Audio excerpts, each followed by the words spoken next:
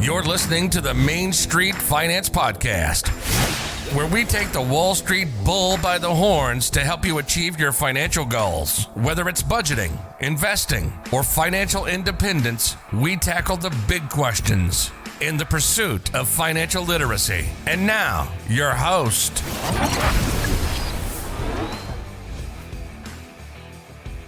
Hello, everyone, and welcome to the Main Street Finance Podcast. I am, of course, Alex, your host, and this week we have an interview with Cody Yeh. Now, Cody is a personal finance YouTuber. He's got a Facebook page. He's a stock option coach and a real estate investor. He just does basically everything under the sun, and I'm really happy to have him here. Cody, welcome to the show. Hey, thanks for having me, Alex. Oh, yeah, I'm just glad you were able to make it. It's really rare, especially in the personal finance space, to see someone who plays both fields with regards to real estate and stock market investing, which you do both, and not even just real estate and investing in, index funds and that kind of stuff, but you also do stock options. Typically, people have their flag very planted in either I'm 100% real estate and I kind of also have some index funds, or, VTSAX and chill. I put all of my money in this one mutual fund and that's it. And it is extraordinarily rare to see someone who does both. How do you sleep at night? And you know what? That's such a great question to start. And I love that question because I used to be one of those person, right? I started stock investing in 2011, second year of university.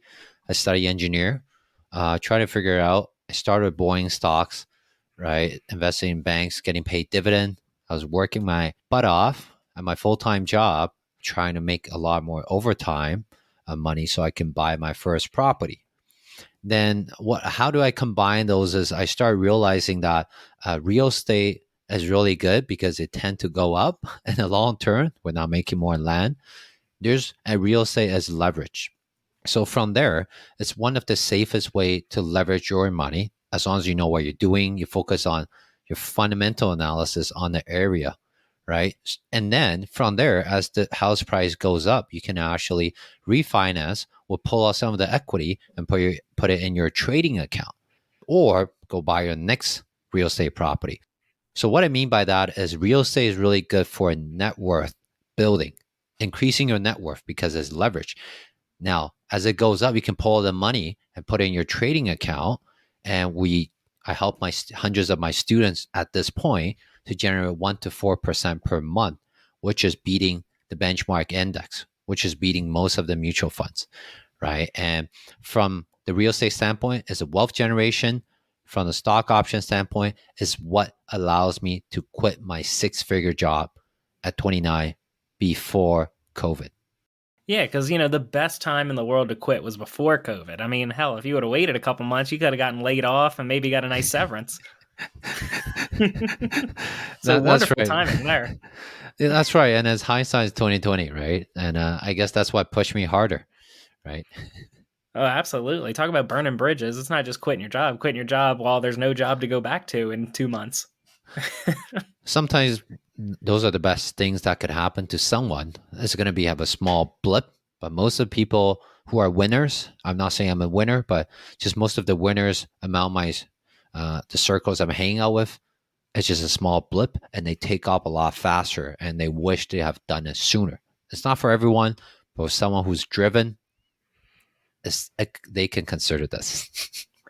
Yeah, I'm glad you mentioned it's not for everybody. So I wanted to throw out just a little asterisk here that stock options, when it comes to, at least in my opinion, when it comes to real estate versus investing in the stock market, and then I would say that stock option trading is another step entirely. I wouldn't really lump it in with quote unquote just stock market investing. We're going to talk probably a lot about stock option investing in this episode. I just want to put out there, please don't get into it until you know what you're doing. Don't just go in there and start throwing money left, right, and sideways. Like any and all investing, you should know exactly what it is you're purchasing and what it is you're doing. So I don't want y'all to think we're glorifying it in this episode, but I just want y'all to be careful and make sure you know what you're doing before you start, betting the farm on it. Exactly. I want to add on Alex's point is if you come into stock option and think you can leverage the hell out of it and 10x your money, I am not your guy. I'm not going to talk about that. I'm just talking about the boring stuff that makes you 1 to 4% per month consistently. But think about that. 1 to 4% per month is 12 to 48% per year. And if you're not making that, or if other ways that you're trying to save up the money, you're not even keeping up with inflation. So, stock option could be played many ways, but when you have a bigger account, when you have more net worth, like a lot of my alumni, the key is not just to make the most return, it's how do you preserve the capital and not lose money and keep growing it, right? So that's a very key part that Alex pointed out. Okay, I'm glad you mentioned that. But something I want to kind of do here, because you're so diversified as far as your net worth building strategies, I figure we can go sort of one at a time and see how you kind of have your financial fortress built here. So, as far as your investing journey, it sounded like, did you start with real estate or did you start with, basic investing? I started with buying boring bank stocks and just get paid dividend. It's boring. It works kind of, a little bit just like the index, but very hands off. But the return's not there because I was trying to save up for my first down payment. And where I'm from, living right now in Toronto, the house price just gone up, keep going up, and it's hard to chase it with that kind of return and just your full-time job. And I did a lot of overtime. I did for the 6 years I was working, I was doing 400 to 800 hours of overtime every year. Put it into perspective, that's 50 to 100 days extra I'm working. So it's quite a bit, and I think I'm not 100% familiar with Canada real estate prices, but isn't Toronto like the average home price is like $1 million? pretty much, it's actually That's went over Canadian that. dollars. Yeah, it's probably like $1 USD, but jokes aside, it's still a lot. Probably about 750,000, and you buy a small bungalow. Yeah, you just buy a shack in the back of your mom's house, and then there you go. That's $300,000 well spent. Pretty much. No, I just want to mention there for everyone out there, that was sarcasm. All right, so bank stocks not getting you the return you kind of wanted. What was the next step? Did you keep your money in the bank stocks before you decided to move on to real estate or a little bit more aggressive investing, or did you liquidate everything and move on to the next thing? Great question. So while I was working a lot of overtime, I was introduced through a friend to my previous day trading coach. She was actually 2 years younger than me. So when I was 26, she was 24. But what intrigued me is she has no social media, she has no branding, but she was managing a lot of money, managing my friend's family's money. I'm like, how does she do that? And she was driving a very fancy car. A lot of you guys might know Rolls Royce. And she's not born with a silver spoon. So I got hooked up with her. Oh, not in that way. Sorry, I will take that back. I got introduced to her, and then I become a student. She doesn't want to take students. She's like, Cody, I really don't make money this way, right? I learned all the ins and outs about the fundamental of psychology of trading, how to treat yourself when you're making money, and more importantly, when you're losing money, and cope with your own greed and fear. That's the basics of investing. Then from there, like I learned it from her for 2 years. First year was just grinding because that was my second job, right? I spent 5 to 6 hours per night doing that. And you guys might ask, how do I do that? Oh, you just sacrifice sleep. Sacrifice sleep and I trade the Asian market. There's a There 12-hour you go. difference. So that's how I do it. Meanwhile, I was working a lot of overtime. So from there, I'm like, okay, I couldn't sustain this kind of lifestyle. And I heard about real estate. So I starting to know more about real estate. Numbers kind of work. And I save us some money. Let's buy our first house. And from there, house price goes up, right? And then I'm like, okay, while I'm doing this day trading and learn everything about real estate while working full time, I was like, hey, I'm playing with all these option strategy. And I found out that instead of buying option, a selling option could be a good base strategy to make consistent income. We only focus on blue chip stocks. Most of the stocks we heard about, if you don't mind owning them, now they give you a chance to own them at discount price. That could be a good way of supplementing my income and also speed up the process of saving for my next down payment for my investment property, right? So that's kind of the jinx of all the story. Okay, and there are a couple things I wanted to bring up. Easiest one first, blue chip. When he says a blue chip stock, Those are some of the biggest, most well-recognized names. Like if you said McDonald's, Walmart, those kind of companies, those are the blue chips, the stocks that everyone's heard about, even people who don't invest. So that's just a quick thing there for you, a quick vocabulary lesson. The next thing I wanted to cover was psychology. Now, you might wonder, in a market that is driven by profits and losses and stock splits and whatnot, what role does psychology play? Well, the trick there is that in the long term, what's going to drive stock prices is returns and company performance and just how well the economy goes, all of that kind of good stuff. However, stock prices are primarily determined by the number of people buying, number of people selling. And when there's the number of people buying and number of people selling, people are driven by emotions. Those two emotions are generally fear and greed. Now, fear and greed will rule the short term. That's the kind of stuff where Elon Musk sends out the wrong tweet or sends out the wrong emoji, and then some stock jumps 10%, another one drops 30%. So knowing psychology, or at least having a basis in psychology and knowing a bit about behavioral economics, that can do you very well if you're trying to do short-term trading, because you can kind of see, if this report is coming out on Friday, and if it comes out like this, people are going to go, oh my God, the world is on fire, everything's burning down. Then you can kind of get ahead of that, predict it, and maybe, make some money. I'm not recommending that. I'm just trying to demonstrate why psychology can help you in short-term investing. Yeah, great point. I love that you touch on that point. And I was doing that when I was day trading. I was capitalizing on people's fear, capitalizing on people's greed. Now, it's very stressful, and that's not what I teach. And most people, if you're successful at it, great. But most people will fail. And it's because of your personal emotion, because of many other things, because of your health, because of other obligation, eventually will give up, right? So that's why I don't like to teach about it. I don't want to teach about it. The things I'm teaching right now only takes you less than 30 minutes per day on your phone. We do very passive stuff. Once you learn it, it's quite boring, but it makes you 1 to 4%. You sleep well at night. You can even do this, set up your account, and you can go away for a year if you want to, right? Yeah, because at the end of the day, it's a really fun game of irony when your strategy is, this is going to inspire fear in people, so therefore I'm going to invest this way and take advantage of that fear. When at the same time, you're sitting there betting on event X, Y, or Z to happen, and then you're sitting there going, oh, what if it doesn't happen? And then congrats, you played yourself. And then it just reminds me of a Warren Buffett quote. What is it? The stock market is an excellent way of transferring money from the impatient to the patient. Correct. So you might have a bad report come out this week, but in the long run, is that one weekly report really going to matter? Yeah, that's a very key point. And to add on that, that's why I like the selling side of option, right? And the selling side is because when we are on the selling side, we get paid a premium like an insurance company. Usually we pay auto insurance, home insurance, but when you're on the selling side of the option, you get paid premium like an insurance company. And then the worst case for that is you will own a stock you want to own, a blue chip stock at a cheaper price.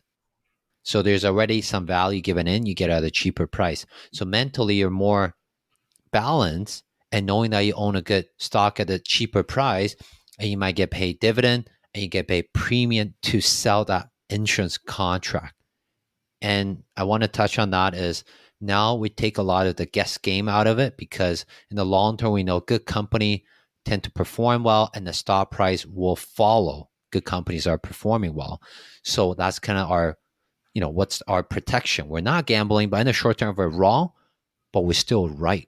And we keep all the premium as our cash flow, right? So the probability is on our side. We put the odds on our side. As long as time goes by, we're like an insurance company. If you don't make a claim, if you make a claim, I'm not giving you a premium back. But I know what's my worst case as an insurance company, and I do all my calculation. If that makes sense. It does, but it's probably something I should have covered before we started recording. This is actually the first time I believe that I'm really covering options on the show. So would you Great. mind going into maybe, yeah, I mean, we brought you on. I was like, you know what? We got an options guy. Let's bring him on. Let's have a conversation. I probably should have, told you about that before we started getting into premiums and insurance companies and whatnot. But to sort of back us into that explanation, Mhm. would you mind going into sort of some basics on options, just some general big picture stuff? Yeah. So on an option, there's only two sides. You can be on the buying side, you can be on the selling side. Buying side is when you're betting direction. You can only make money in two ways. When the time is right and both the stock price has to be right. So on the buying side, you can buy calls or buy puts. Buy calls because you want the stocks to go up. So the stock better get up to certain stock price before certain day for you to make money. Now on the opposite side, you buy a put. You're betting the stocks to go down. So if the stocks better go down to certain price within a certain date, that's the buy side. Buy call, buy put.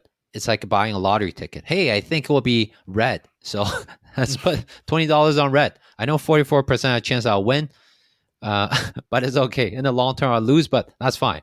I have a good feeling about this. Lottery is a lot lower, and that's the same thing as the buying side of option. But on the selling side is where you can make money, whether the stock goes up, goes down, or goes in circle. Why? Because on the selling side, you're acting as a casino owner now or an insurance broker for the first time for a lot of people. What does that mean? That means you can sell the insurance contract to other people and get paid a premium. Now, the requirement never comes to the point where they can make a claim.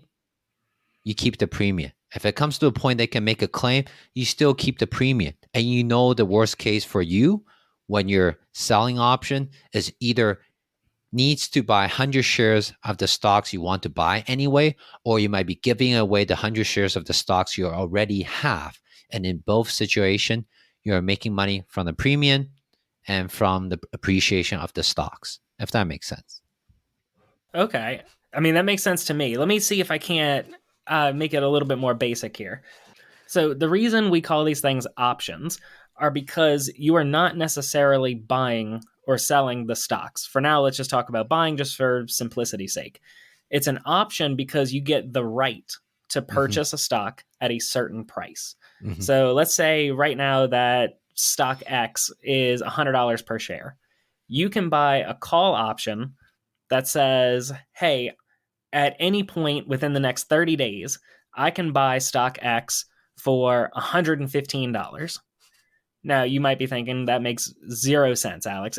I can buy it for $100 today. Why would I want to buy it for $115 at some point in the next 30 days?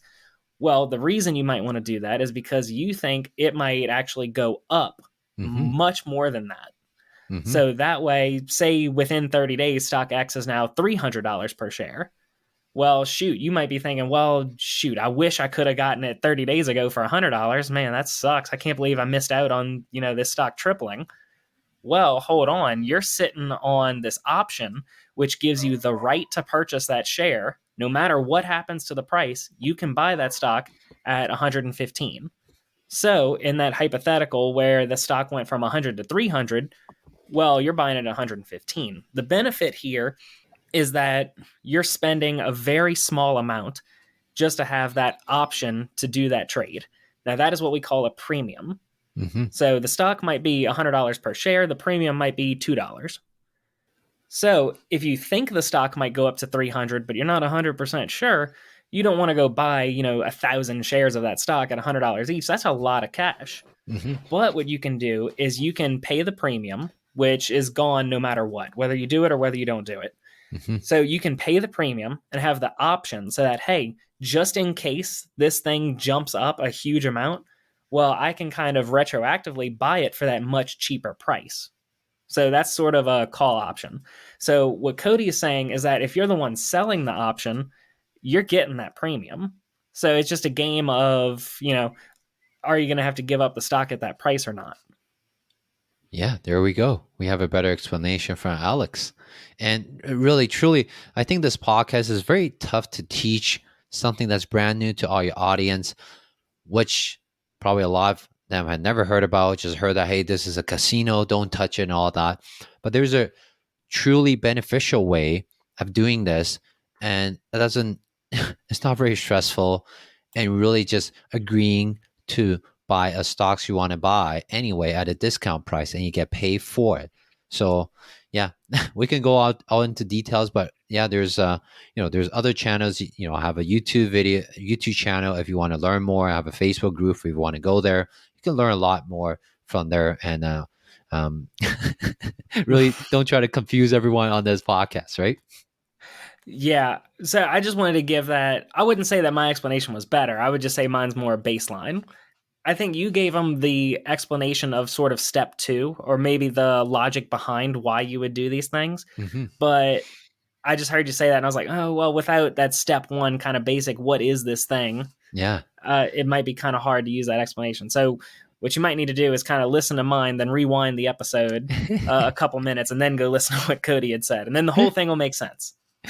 Yes, I agree. At the end of the day, we just want to get paid like the insurance company. That's why they own all the big buildings in all the major cities. Okay. That's why for the first time in the stock market, we can be the insurance company. And, you could consider that to be part of your financial journey as well. Absolutely. And that's something that we can actually tie it together here. Because these call options, you have these people who are buying a right to get these stocks to either buy or sell the stocks, whatever. It's very easily translatable to insurance, where you pay a premium so that you get essentially the option of, hey, in case my car gets wrecked by X, Y, or Z, you guys are going to pay for it and not me. So it's that same kind of dynamic of you're paying a premium for this kind of just in case this happens, Mm-hmm. I either don't lose or I can win. Well, with stock options, it's the same kind of thing. Someone writes the contract, someone pays a premium, and then someone's either going to benefit or not benefit. But if you know how to play the game, you can be the insurance company that is sitting there collecting all these premiums but not paying out as much because you are very smart about which of these you bought and which of these you sold. Mm-hmm. And you're okay with when people make a claim, which is you own a stock you want to own at a cheaper price. And as long as you're okay with that, you only that stocks long term, just like when people own real estate, then your bases are covered. All the short term movement, it's just noise, right? Absolutely. So it sounds like you do a lot of writing on these stock options, which means you're the one sort of creating them and putting them out there so that someone else can find them and buy them. Does that sound about right? Yeah. Writing, shorting, selling, options are all the same words for it. We are the market makers. That's what people call. But at the same time, we need someone to be on the other side, right? And then there's always people that wanting to bet direction, right? In this case, is people when they bet the stocks will go down, they try to buy a put. Then from our standpoint, we sell a put. We're okay with getting paid a premium, owning a stocks at a cheaper price. You think it will go down? No problem. I want to buy a off-market deal, below market value stock price. So there we go. We have a win-win, right? We have a handshake. Let's do it.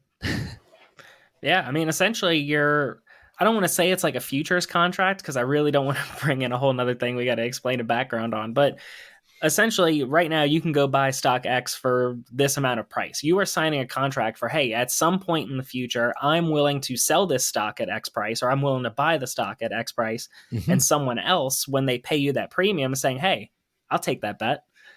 So Mm-hmm. if you know how to write these things and you do it well, Mm-hmm. I mean, especially if you're cool with either end, like you either get to keep the premium or you buy the stock or you sell the stock. Yeah. And if you're cool with both ends of the transaction where I can go either way on it, then Yeah. it's literally a win-win. Yeah, then you make money when the stock goes up, down, or sideways, and you sleep better at night.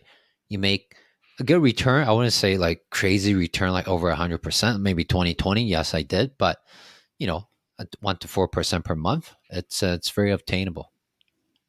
Yeah, I can tell you, I've been, just for personal reference for everyone out there, I've never really touched options. The closest I've gotten is I have a position in QYLD, which is a covered call ETF, which we don't have to go too much into that. Mm-hmm. But I just wanted to throw out there for reference out there that the reason I brought you on here, Cody, is that I don't do stock options. Like in Hmm. theory, I know about them, but Yeah. I've never actually done any trading with them. And that's beautiful because a lot of my alumni actually took a lot of other courses, read a lot of other books, spent hundreds, if not thousands of hours on YouTube and say, Cody, we're still missing something. I understand the concept, but I can't start. I don't know which account to open. How do you set up the columns? How do you pick the strike price? How do you pick the expiration date and why? How to avoid all the risks, right? So all the needy and greedy are not talked about in the books or YouTube. It's all the shining stuff. Hey, this is what you do when you see this, but most of the time you don't see that. So what about the daily stuff? That's what people are drawn to, the needy and greedy and the execution part of things. It's easy to talk about the concept. We can talk about all day, but can someone do something about it? That's a totally different question. And that's where I bridge the gap, right? Like I introduced myself in the beginning, I'm an engineer, so I'm very process driven. So there's a lot of, a lot of my alumni put my checklist on the desktop of their phone. And I'm not sure if I'm honored or not, like, but I'm just very pleased that they put it there to remind themselves, right? To kind of think how I think, right? And there's no stock advice or anything. I just say the system can work. Warren Buffett has been using this system since the beginning of his investing career, and the system will continue to work. The stocks might change, the stock picks might change, but the system will not, right? So let me ask you this. This is probably going to show bad on my part, but I haven't actually looked into what your system is. But since you mentioned Warren Buffett, I'm going to take a shot at it let's do because it. I know what Warren did, or at least what made him big. Is for those of y'all that don't know, Warren Buffett's big, rich, and famous because he started a small little company called Berkshire Hathaway. Mm-hmm. Well, something Berkshire Hathaway owns tons of companies, large Mm-hmm. stakes in tons of Mm-hmm. companies. However, there are several that he owns majorities of. The number one of which is Geico. Geico. That's right. Yeah. So, what Berkshire Hathaway and what Warren does is they own one of the country's largest insurance agencies, collect all these premiums, and then, how an insurance company works is you receive, $100 billion of premiums and you pay out $2 billion in claims. And it's like, hey, look, I've earned this $98 billion. Obviously, those numbers are crazy. I just kind of threw them out there, but you get the idea. So he used Geico as an insurance company to generate all this cash and then uses that cash to purchase other businesses, which then gives him more money, rinse, repeat. So I'm assuming, especially because as we discussed earlier, you have stock options, you have real estate, and then I assume you have index funds, but I mean, I Yeah, imagine I you have do. other stock investings. I do have it in my register account. Just before I quit my job, they've been matching my contribution. That's something that's locked in until I'm 65. So I leave it there. I put in index funds. Right. Gotcha. So I imagine by using the quote unquote what Warren does, you're using your quote unquote insurance, your stock options, to generate cash, and then using that cash to finance your other investments, i.e., real estate, Or even i.e., just replacing your full time income, oh yeah, that too. increasing your lifestyle, or spend more time with kids. You don't need so many side hustles, and you don't need to do so many overtime. Right. For me, doing all this is great, but I'm not looking for the absolute return. I'm looking at what kind of lifestyle do I want. I want to have the highest and best use of my time and the lowest stress, so I can spend money and time on the things I really care about. So I have my own why. Everyone has their own why, but my why is not to be a billionaire, but I live miserably. No one knows me. No one likes me. So maybe not no one knows me, but everyone will probably know me, but I don't have any true friends and I don't have a good connection with people around me, right? That's someone I don't want to be. I want to be present when I'm filming this podcast. I am present. I am here. I'm not stressing about anything else. How do I set up my financial so that I can do this? Chat with people I like and just discuss and help out more people, bring more people to be the same state if our goals align.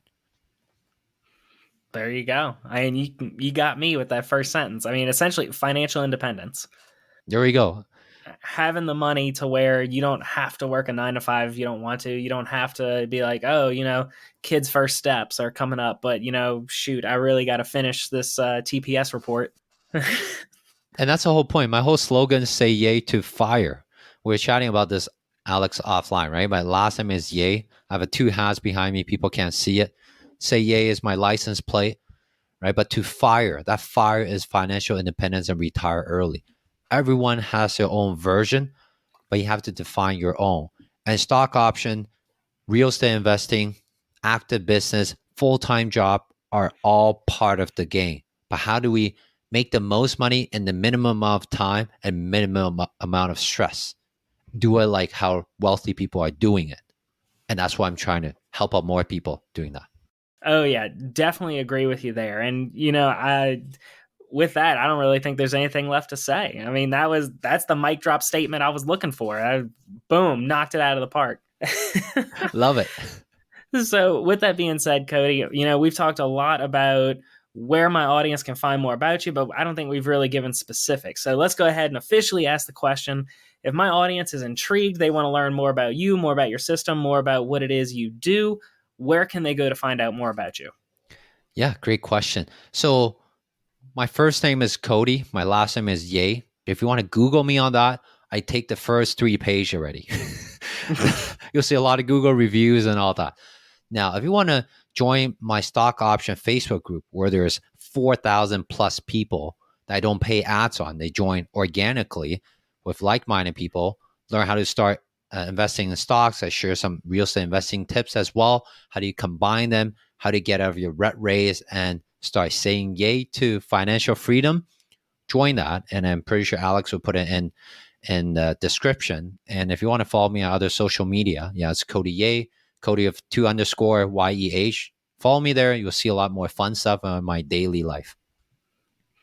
Well, alrighty. And we kind of already had a statement that last beautiful bit about a minute ago, but the last question that I like to ask people is, if you thought about it, what would be your number one mic drop statement that you would like to leave us with? The most important thing in listening to the whole podcast is this. If you're going to go home and say, great idea, Cody and Alex, but I'm going to go back to do what I'm doing and comfortably doing, guess what? A year from now, 5 years from now, you're going to be doing the same thing.